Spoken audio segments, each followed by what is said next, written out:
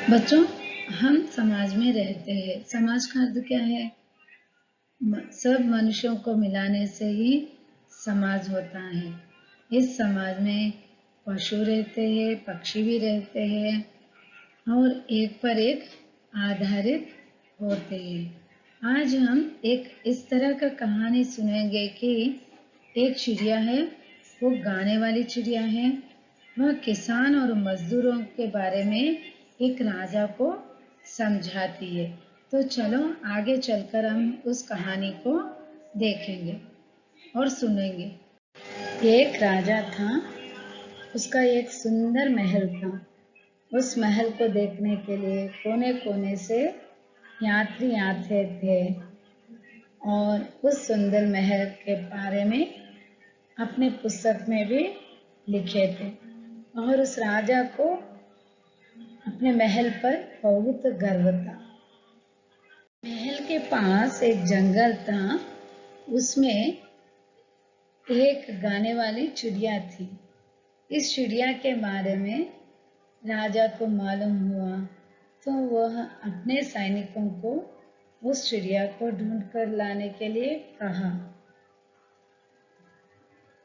सैनिक चिड़िया को ढूंढते हुए जंगल में गए और एक लड़की के द्वारा चिड़िया का पता लगाए और उस चिड़िया को राजा के पास लाए।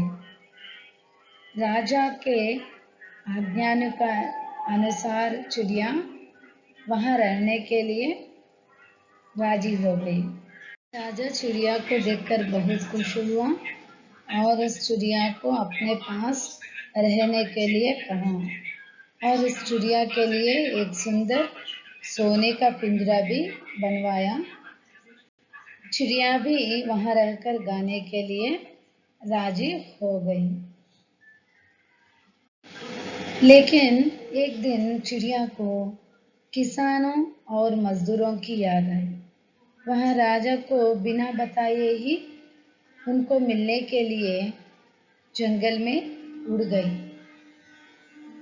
चिड़िया चले जाने के बाद राजा बहुत अस्वस्थ हो गए।